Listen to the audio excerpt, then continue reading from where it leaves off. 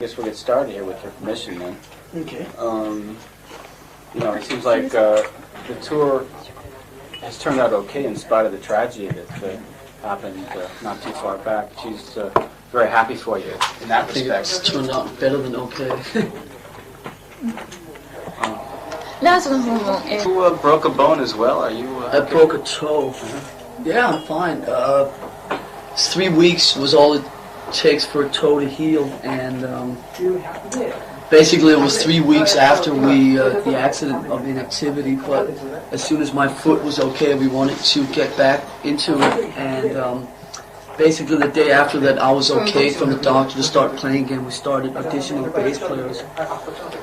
I don't think that any of us wanted to sit around any longer because we just wanted to get back into it and sort of move on, move ahead, look forward instead of looking back, On us about what you went through in searching for a new bass player then. Well, I mean, after the initial shock had sort of settled down, I mean, we all started obviously thinking towards the future. The first idea was to get a temporary replacement and finish up the rest of the tour that we had planned, which were about 4 months of touring still ahead of us.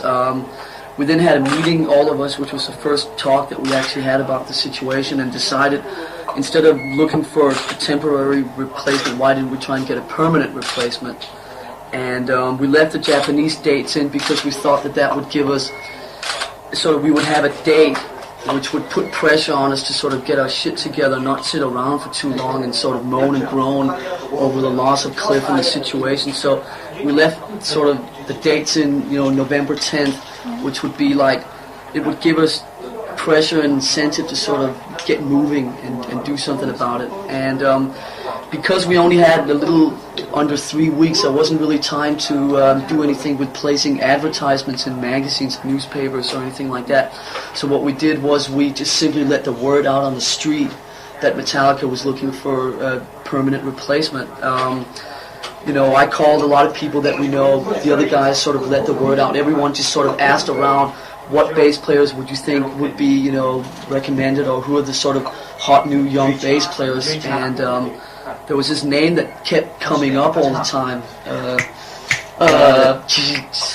Something. The guy sitting next to me. And basically what happened was that we had a week of auditions where we went through about 60 people. And what was interesting about that week was that we felt that we could tell even before we started playing with the people if it was going to work out or not. And like I said, there was a couple of names that were sort of come up more than obviously other names, and we were obviously a bit more interested in then those names to spend more time together with them and give them a better chance or whatever. And like I said, the name that probably came up the most was Jason's name. And Jason.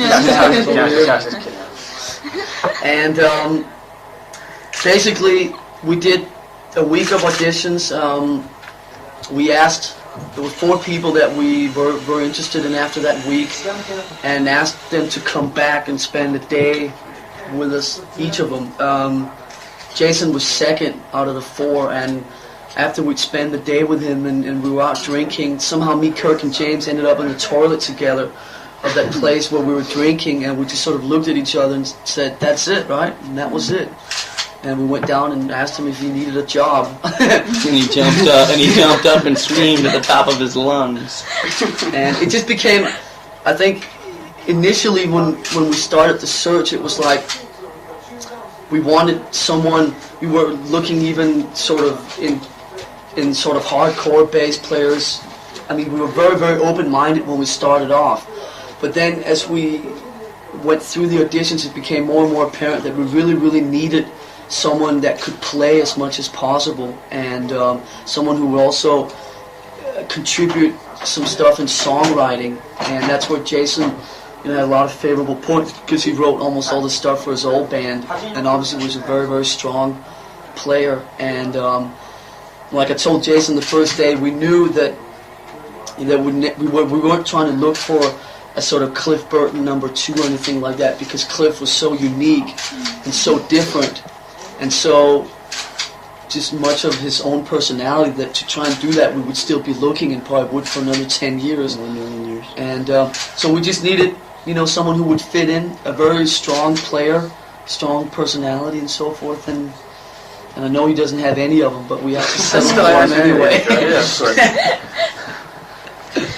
Karen, Jason, maybe you could give us some background briefly on yourself. Okay, let's see. When I was 18, I was born in Michigan. Okay, when I was 18, I was born in Michigan. A late starter. Yeah. No, okay, I was born in Michigan. When I was 18, headed for California with a band. We just packed up all our gear in a truck, rent a U-Haul, and headed for Cal. All the other guys were like 24, 26 years old. They all, were quite a bit older than me. We got into the mountains in Arizona, right above Phoenix, and it was kind of cold, so we went down into the city and stayed there for a couple days, and pretty much ran out of money. All the rest of the guys went back to Michigan. They wimped out, and I kind of hung around, stuck it out, and I was working 2 jobs. And got a bunch of bass gear and new stuff, and got together with some kids, some younger kids in Arizona. Drummer Kelly Smith, who was the drummer of Flotsam and Jetsam, which is the band that I came from most recently. He and I are the founders of that band. We went through many guitar players, and stuff like that. And we finally got together with the final line of Flotsam and Jetsam in August of 1985. In February of 1985, I'm sorry. And we put out our first demo in August of 1985, which was received really well. Got attention from Metal Blade Records. What records? Metal Blade. No, Metal Blade. And we put out our first album, Doomsday for the Deceiver, in July of '86, and it's been doing very well. Great reviews, and it's doing really good, on the Kerrang charts and that stuff. I did pretty much about 60, 70, maybe about % of the writing of the music, and I wrote all the words to the music, or lyrics, and then we would. We were pushing the record, and then the Cliff Burton incident happened, and Lars gave me a call. I guess I got good references from Elektra Records and Metal Blade, and some other people, and so he called me for the audition, and I about freaked out, and so I got all the tapes together, all Metallica tapes, and sat down. I had 4 days before my audition, and sat down and learned as much as I possibly could in those 4 days, and I was convinced that there was no way I wasn't going to get the job. I wasn't going to let it pass me by. It was, like a dream come true, and so there's no way I was going to let it slip by me. Okay. So I went and did the audition, and did pretty good the first time. They called me back a few days later, and it seemed to work really good. They made it very comfortable for me, more than I expected, and the personality seemed to work pretty good, and just went from there. Okay. So it's really pretty much like a dream come true. You had to kind of join the band with very short notice, and what was the toughest part about that? The pressure from, the people, what they're going to be expecting. Like Lars was saying earlier, Cliff, he's, what can you say? He was like his own person, and just, I always liked Metallica, and I always liked Cliff, I always looked up to him. And just to even be considered for the job, it was, really big to me. Just the pressure from the people, what they're gonna, what they were expecting. I did the first show, the warm-up shows we did in LA was 8 days after my first audition, so it was pretty quick, and it was just mostly the people, they're expecting a lot from me, and that's where most of the pressure comes from. At first, I did feel pressure from these guys, because they were big to me. They were, like larger than life or whatever, because I looked up to them for so long. But since they made it so comfortable, now I realize they're just, regular people, and I'm just one of them, and it's getting a lot better now. Like when I first started doing bass solos here in Japan, that was kind of weird for me, but it's getting better as it goes. So exactly how long has it been? So your first date was the first date was eight days after I did an audition, and I've been we did a couple unannounced warm-up gigs in LA before we came here, So just to sort of work him in, which were on the 14th and 15th and 16th. No. Yeah, wasn't it? Oh no, it was before that. That would be the 8th and the 9th. 8th and 9th. Of November. So I mean, he's literally been in the band 3 weeks. 2.5, 3 weeks. Yeah. If even that. Did you have any words of advice for him upon joining the band? How did you counsel him? Let me say the best. I'm sorry, but the very best thing, I think he probably mentioned this before, was right before the first audition, like 2 minutes before we made noise, he said, "We're not looking for a Cliff Burton clone. We're looking for someone with a fresh new style to be themselves." And that was, he couldn't have said anything better. That just made me feel so at ease, because I was so nervous, when it came time to the audition, that it was the best thing he could have said to me, because that, hit into my head that I'm going to play everything, the solid, like the main line, right, that Cliff did, but I still get to throw in my own stuff, and be my own person, and that's how I want to be recognized, as my own person, not just the kid that replaced Cliff Burton, but I want to be recognized as Jason Newsted. That's what he said. The Japanese fans have been somewhat worried, as to what would happen with the band. It's kind of hard to come up with a basis at the last minute like that. But having actually seen the show, she said in her own opinion that it just came off so well that it was just as if their worries had been for nothing. How about in your own case, maybe Lars? Like I said earlier, I don't think there was... Metallica has always been... A lot of the basic things in Metallica has always been a sort of fighting against things that have sort of come in our way, and whether it be the business side of it, or James breaking his wrist, or me hurting my foot, or this, that, and the other. We always run into different problems that we always try to counter, fight, and sort of defeat, and that seems to be one of the things Metallica has always been about. Obviously, we'd never been prepared for anything as serious as the accident that happened in September, but I don't think there was any question in anyone's mind that we had to fight against it and fight back and sort of just come bouncing back as well as we could. And now it's like we have even one more reason why we have to take this as far as we can, sort of for Cliff and exactly. Whatever. That's it. We're fighting for Cliff. And it's like I said that we decided that first meeting, which was the day before the funeral, which was the first time all of us were together with our management and everything, that if we left the Japanese dates in, it would sort of put us under a time pressure to get our shit together, not sit around, moan and groan for many months and feel sorry for ourselves and whatever. That the best thing for the situation would be to get back out on the road as fast as possible. It would be best for our heads and whatever. And Metallica is the kind of band that, in terms of rehearsals and practicing and stuff like that, we don't need all that much, because we just get bored with the material and whatever. So, we had 3 weeks. We found Jason. We had a week to work with him, and here we are playing. And it's like, I keep looking ahead instead of looking back, and like when we're on stage, and you don't even think of what has been going on in the past. You just look ahead, and here we are playing. As far as I'm concerned, it's just more Metallica gigs, it's just good to be back out and playing again, and not... I think we were all...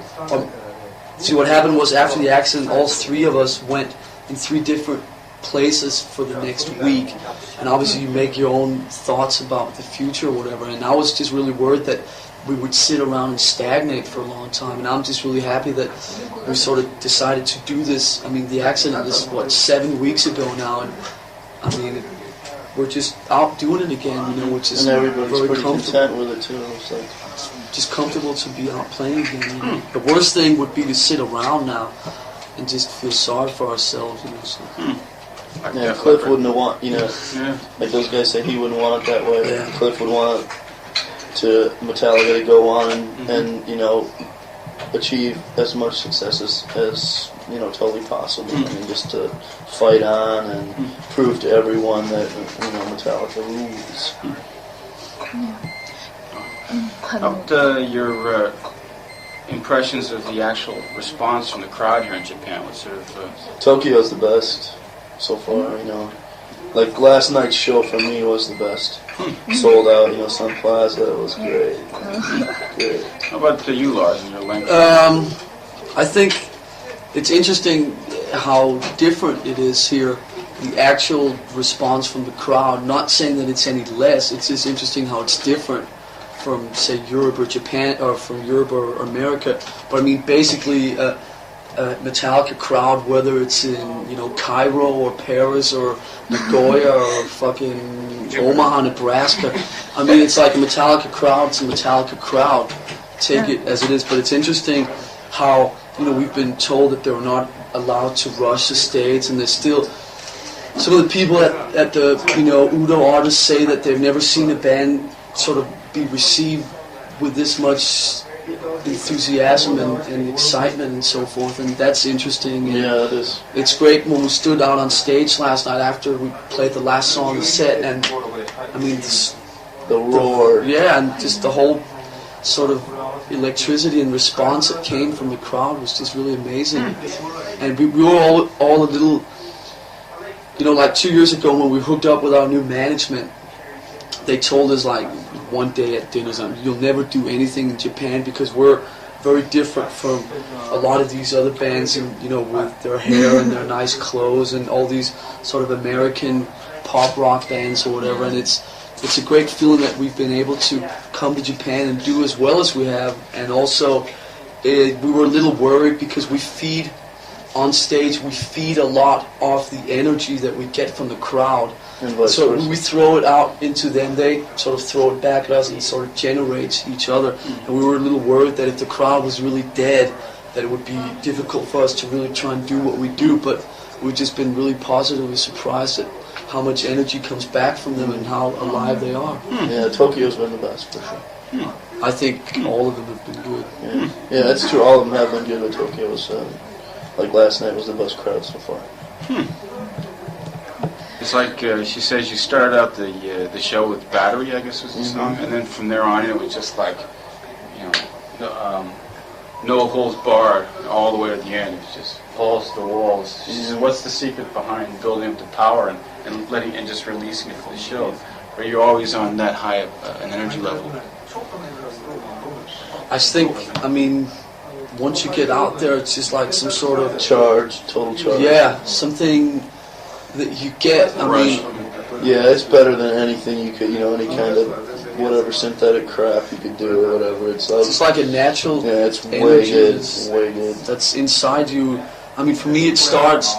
What I usually do is I run up on the drum kit a couple of seconds before the other guys come out, and always when I do that, there's this huge roar that just hits me, and it really gets me. Yeah, your head just goes. It just like really sort of pushes you into some sort of level of like high charged energy, and then James's opening guitar riff and Battery comes roaring out of the monitor system, and it's just like That's energy. it. Yeah, it's like, Kind of kick some ass. Huh? yeah, exactly. It's like a charge, just like putting battery cables on you or something.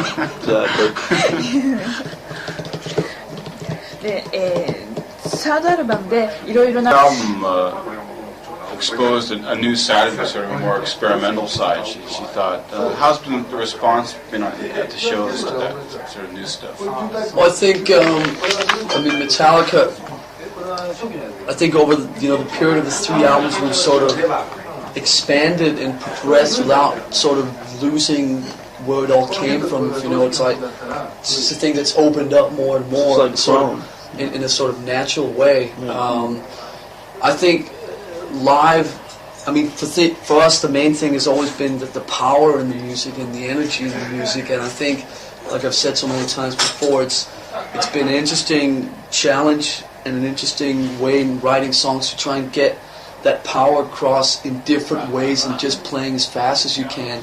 Also getting the same level of power and energy, for instance, playing slower or playing heavier or playing subtle even. And I think live we sort of want to make sure and mix all of those different things together. And like I said, it's just interesting to try and get that powerful feeling other ways than just always playing fast. I mean, I get just as much power or energy out of playing the slow stuff in the sense, you know, and it's great to do all these different things. It also makes, I think, if the set flows better when the moods always change. And for instance, the fast parts sort of stand out more as being fast parts if they're followed, you know, if they follow a slower part, for instance, and, you know, the heavy, crunchy parts, you know, maybe stand out a bit more if they follow some subtle stuff or whatever. So, I mean, that whole thing with different moods and different feels progresses too. Just sort of, it works better that way, you know. It's just boring to play fast all the time. Right. It's great playing fast, but it's boring also to play too much. I think the set that we got going right now is just like ideal, you know, the way it starts out, you say, like with battery, you know, master puppets and that, bell tolls, you know, it kind of starts out just pounding, kind of goes down, you know, and then it gets to the middle of the set, we play Fade to Black, and it could not be, and, you know, it's like, you know, it kind of slows down, and the mood changes, and the kids are like going, yeah, cool, you know, and then we come back, like Seek and Destroy, and Creeping Death, you know, we're just going, yeah, we go again, right, and we go off and come back and play the old stuff, Four Horsemen, that they just, you know, everybody loves, right, charges them again, Kirk does his guitar solo, kind of takes everybody back down and gives attention to him, right, and we come back, Am I Evil, boom, boom, boom, right, go off, and they're kind of going, yeah, right, come on, let's have a little more, come back, Damage Incorporated, Fight Fire, you know, boom, right in their face, it's just like, Microphone. you know, it's just like, you know, great mood swings. It keeps them like no boredom at all. You know? A lot of people have become new Metallica fans, or even more ultra Metallica fans since you've come to Japan. I'd like to get messages from both of you for these new fans. This is the hard part. It's gonna get easier. It's gonna get easier. Messages. Most demanding part of the interview. I've learned that it's good to drink a lot of sake on a full stomach instead of an empty stomach, because it's heavy stuff. It's heavy stuff. And gotta be careful. So, in case someone out there didn't know it already, I strongly recommend to eat at least a sort of medium weight meal before you jump in the sake. Yeah, that's about it. I'll second that. Yeah. Sake's good. Yeah. Okay. じゃあどうもありがとう。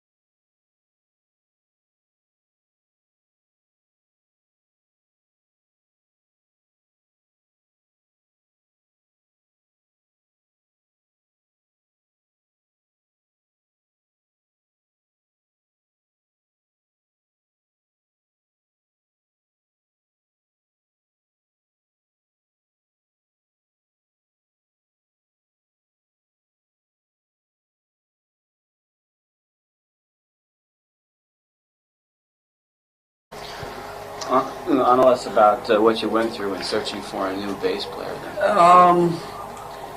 Well, I mean, after the initial shock had sort of settled down, I mean, we all started obviously thinking towards the future.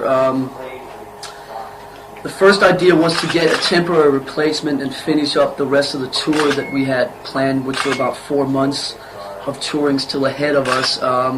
We then had a meeting, all of us, which was the first talk that we actually had about the situation, and decided, instead of looking for a temporary replacement, why didn't we try and get a permanent replacement? And we left the Japanese dates in because we thought that would give us, so we would have a date which would put pressure on us to sort of get our shit together, not sit around for too long and sort of moan and groan over the loss of Cliff and the situation. So we left sort of the dates in, November 10th, which would be like, it would give us pressure. And he jumped up and screamed at the top of his lungs. And it just became, I think, initially when we started the search, it was like we wanted someone. We were looking even sort of in sort of hardcore bass players. I mean, we were very, very open-minded when we started off.